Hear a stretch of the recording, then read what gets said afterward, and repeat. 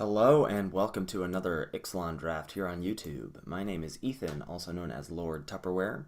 We're about 3 weeks into the format, something like that, maybe 2.5 weeks into the format, and things are starting to solidify for me. I've gone through a bit of a slump, and I think I've come out the other side a better man, and certainly feeling like I have a much better grasp of this format.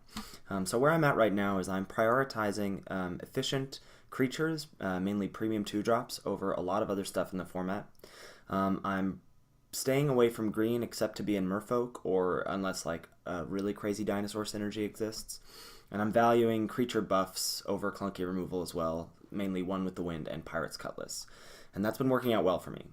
Here, the pick for me is Imperial Aerosaur, with Water Trap Weaver behind that as a distant second. Imperial Aerosaur is a very, very strong start to a draft, and I'm happy to grab it here.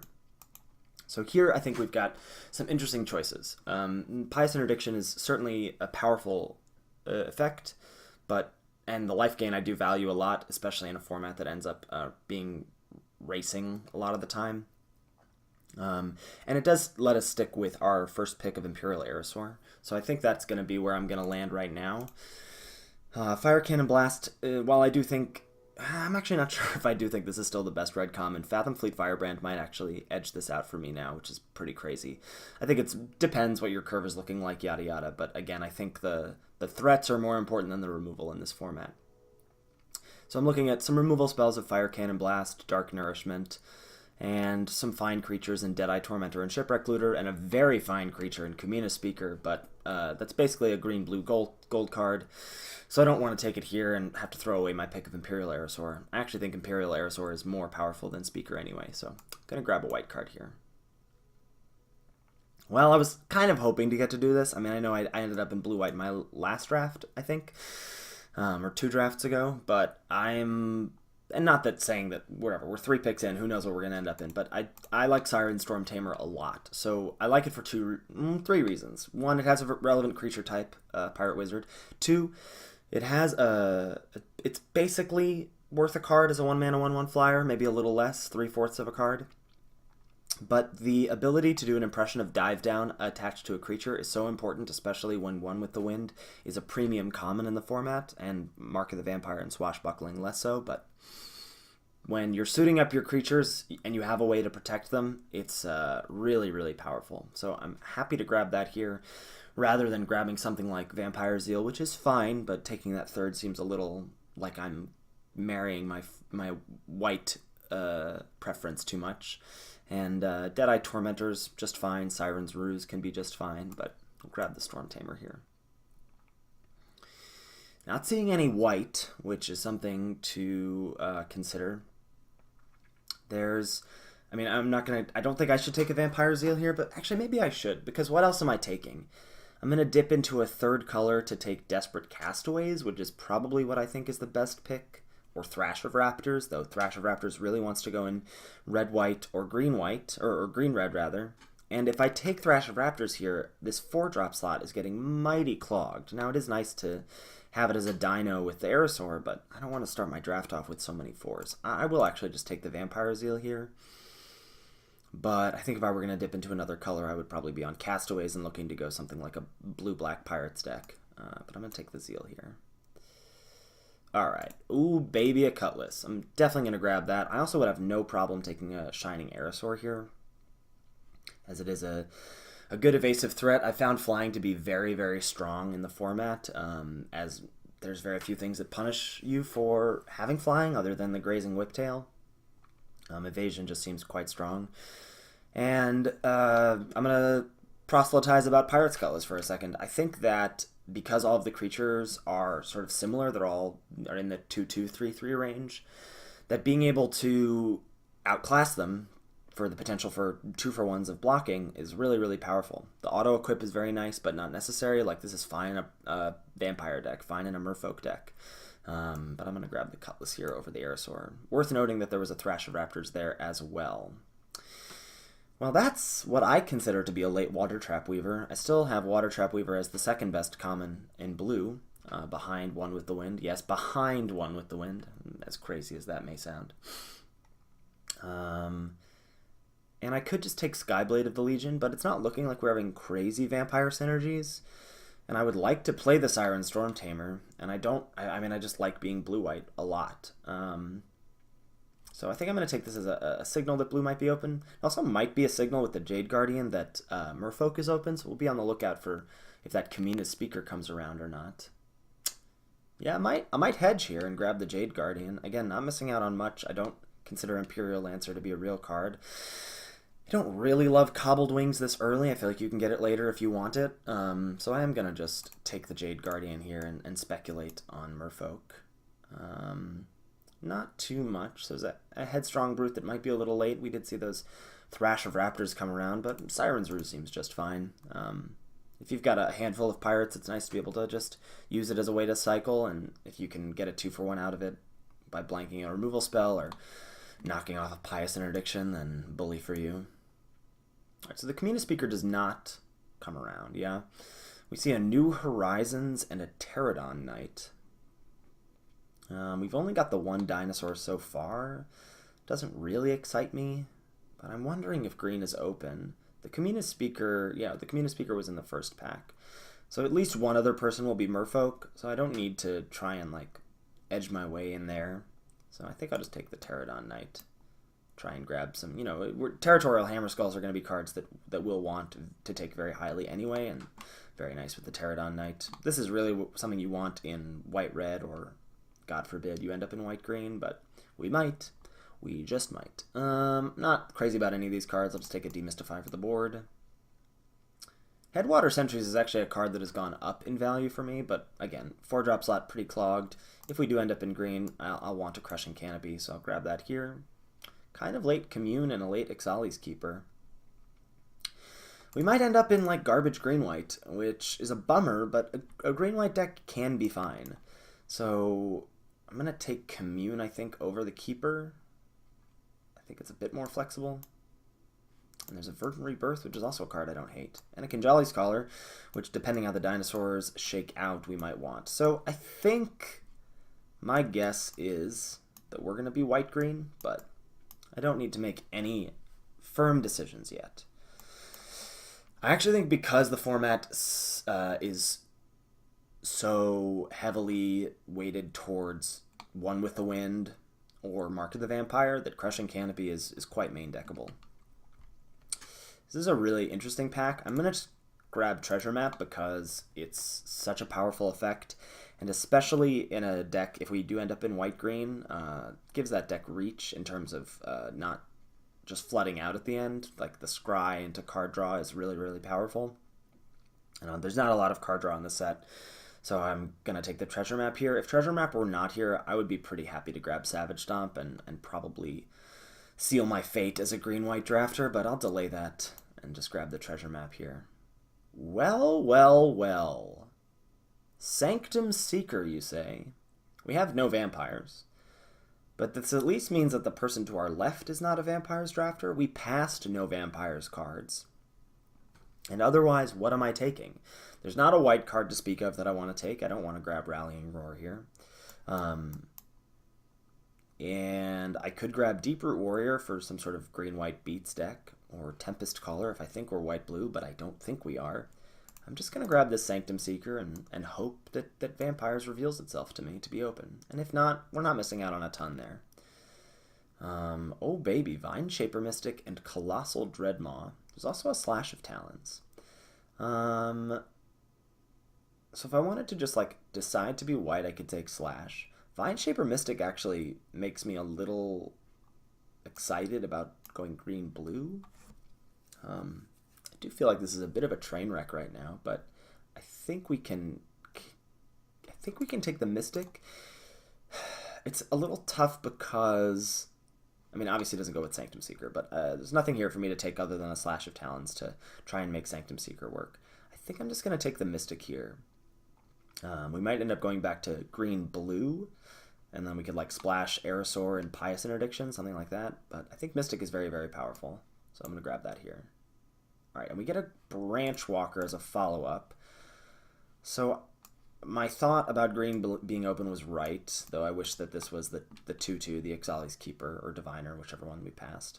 Probably going to take Jade Guardian. Sanctum Seeker probably not happening. Pterodon Knight probably not happening. Vampire Zeal probably not happening. We'll figure out a way to splash these two at some point. But I'm going to go with the green-blue route right now and take Branch Walker. And hope that that works out well. Hope that the person who took the Kamina Speaker is on the opposite side of the table as us, and we don't have to mess with them too much for playables. I might end up having to main deck the Crushing Canopy. I've seen worse starts to drafts. I've seen better starts to drafts. Ooh, Thematic Compass. All right, let's dirtle. All right, let's just flip some things and dirtle, huh? Sounds good to me. We don't have to be crazy beat down. We've got some some explore value, some tap value, some cutlass. So we'll just bob and weave and dirtle. So if we're going more of a control route with the Thematic Compass and the treasure map, I feel like I can start to gear things in that direction. So I'm going to grab that here. It also helps us splash the white, splash other things we may want to do in the future. But we'll just look to not get completely run over by the nonsense that we're drafting here. There's a River Herald's Boon. I do only have the 3 Merfolk right now, but I'm going to value that a little higher than the Charter Course. We've already got some card advantage, and I don't anticipate us attacking that much, actually, in the early parts of the game. So I'm going to grab Boon here. Boon, I think, is a really strong trick with the handful of Merfolk that we have. Well, four, in fact. So I'll grab that here over the creature. Though I do need some creatures at some point. Oh gosh. Oh gosh, another Boon. Maybe we're just going to be a good Merfolk deck. I don't know. I'm going to take that here over Windstrider. Sun Petal Grove helps us splash. I know what you're thinking. This deck is terrible. Yeah, it probably is.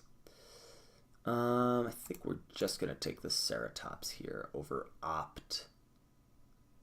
Yeah, take Ceratops over Opt and dive down. Yeah, and a Blossom Dryad over a Ritual of Rejuvenation. Sure. Not sure about that one, but yeah, I think this is still actually going to be okay.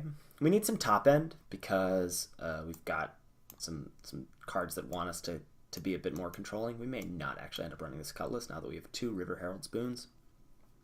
I still think splashing this white's going to be pretty easy. And we still, I guess, could just be green-white, though I think that's much less likely. Munitions, a Gilded Sentinel. I guess Gilded Sentinel is a creature. Can't argue with that, right? It is actually a creature. I've never been so excited to see Spike-tailed Ceratops in my life. Cancel, sure. We may actually want this Blossom Dryad just as some rampy-pampies. Yeah. All right, so we're in green, which is not great. I think the Merfolk Drafter must be at the other end of the table as us. We saw those late boons. So I hope we don't get... I guess the other option is that they're to our... No, I guess where must they be? A few seats to our left. Wow.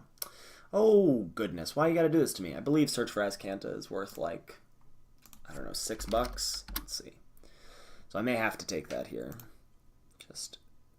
Yeah, oh, it's down to 4, but I still think I gotta take it. I would love to grab Kamina Speaker here. I would love to have a Kamina Speaker. Actually, you know what? Gosh. Just Speaker into River Herald's Boon is such a beating. I don't think it's gonna come back. Fell Flagship is very strong. I think I might have to bite the bullet here and not take the $4 if I want this deck to end up being good. Yeah, I'm going to do that. For you people here on YouTube, I'm going to not rare draft and take the Speaker. Well, seeing some very powerful cards in Lightning Strike and Adanto Vanguard. Unfortunately, nothing for us there. We're just going to take Tishana's Wayfinder. The more Merfolk, the better, I say. So grab that here. So we've got a Shaper Apprentice, a Run Aground, another Interdiction, and a Grazing Whiptail. I think we're just going to keep on the grabbing cards that say Merfolk plan. I'm a little... Sirensers, I guess, is also not quite where we want to be with the amount of Merfolk that we have. But I'm going to take Shaper Apprentice. I wouldn't be mad about grabbing Grazing Whiptail at some point. Certainly would like a Run Aground. Wouldn't also be mad about another Interdiction, but just stick with the Merfolk life Verdant Rebirth is a fine card, I think, for us to actually run. But Cutlass, not really. Could see playing the Crushing Canopy. Could see playing a Cancel. I think the Ruse and the Cutlass are staying out for now. I could see... We could actually play Commune. Dig us for a land or find us an Aerosaur or a Ceratops. Yeah, we could play Commune in our green-blue Merfolk deck. We'll see how that works out.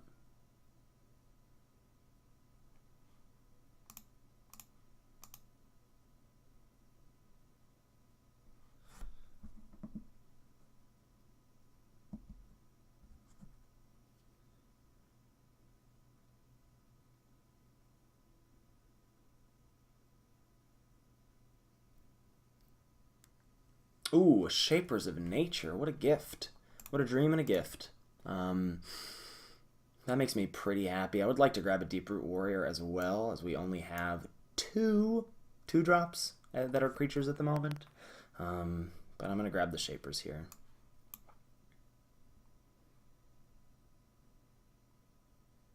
Another Shapers. Wow.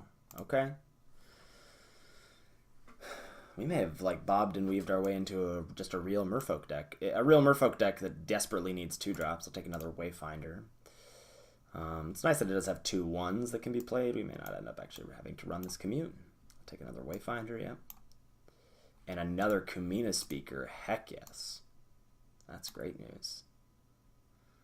Well, now I kind of don't hate Dive Down, considering we have 2 River Herald's boons, so it's nice to be able to protect a creature in that way. It's also just a good card, period. Yeah, another Spike-tailed Ceratops. I can get down with that. And a Diviner? Sure. I think we are still going to be splashing this Aerosaur and this Interdiction. Diviner, sure.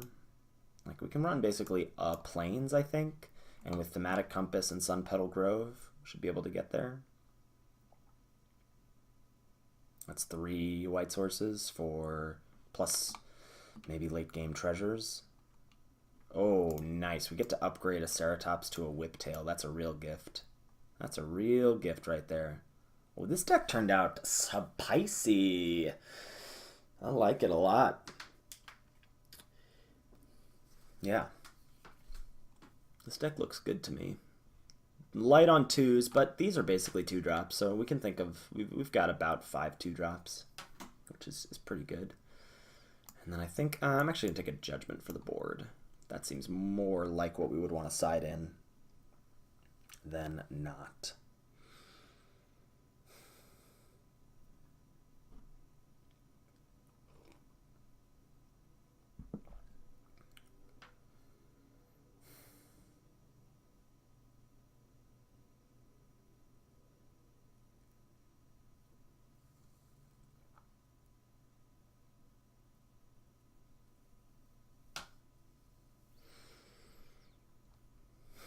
See how this is all going to shake out.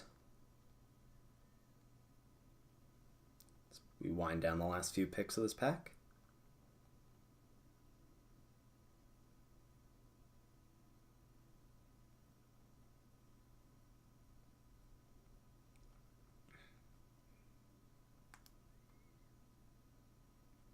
Oh, we get a Slice and Twain for the board. I'm pretty happy about that, actually. And Looming Altasaur is something we could side in as well. All right. So, I mean, pretty solidly green with a little, just touching blue, touching white. Not mad about this. We are going to want probably something like 961? Yeah, that's probably what we're going to do with the Sunpetal Grove. I think we go 961. And that's how we're going to run it. All right. See you all for match 1.